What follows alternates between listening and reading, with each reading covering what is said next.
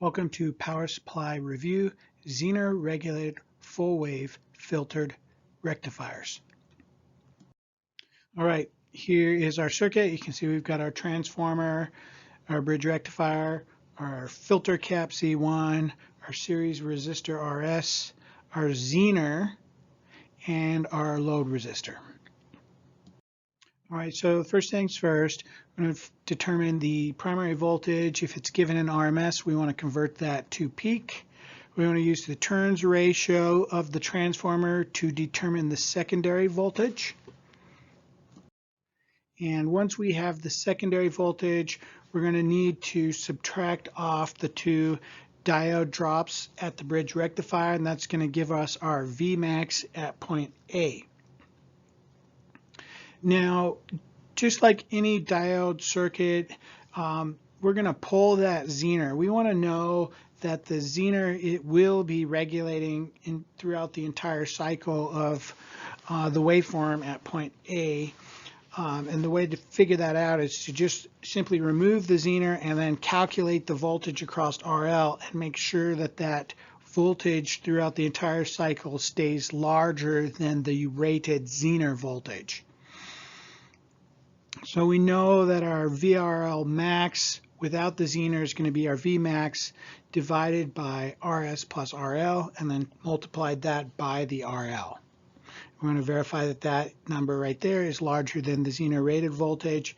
And then with the Vmin, we're going to take our VC min is going to be equal to, we're going to use our capacitor formula, charge formula, and we're going to solve. V final is going to be 0 because we're discharging. And our initial would be our Vmax. Our time is going to be the 120 hertz inverted divided by our R now is RS plus RL, and the C is C1. And then that'll give us our minimum voltage at point A. We're going to use that voltage divided by RS plus RL and then multiplied by RL, and we want to verify that that minimum voltage at the load is also larger than the rated Zener voltage. So now that we know that the max voltage and min voltage without the Zener are both larger than the rated Zener voltage, we can assume that the Zener will stay regulated throughout the entire cycle of the waveform. And so now you know that whatever your Zener voltage is, or whatever the rated voltage is for the Zener, that's what VRL is going to be equal to. So if we want to now find, we can solve for IRL, and we're just going to take VZ divided by RL, and that'll give us the current through the load. Again, the IRS, the current through the series resistor, we can take the VDC at point A, so we're going to just do the average voltage at point A, subtract off the Zener voltage, and then divide that by the series resistance to find IRS. Now, to find RL min, right, we're pulling a lot of current through the load. With RL min, it's a minimum resistance.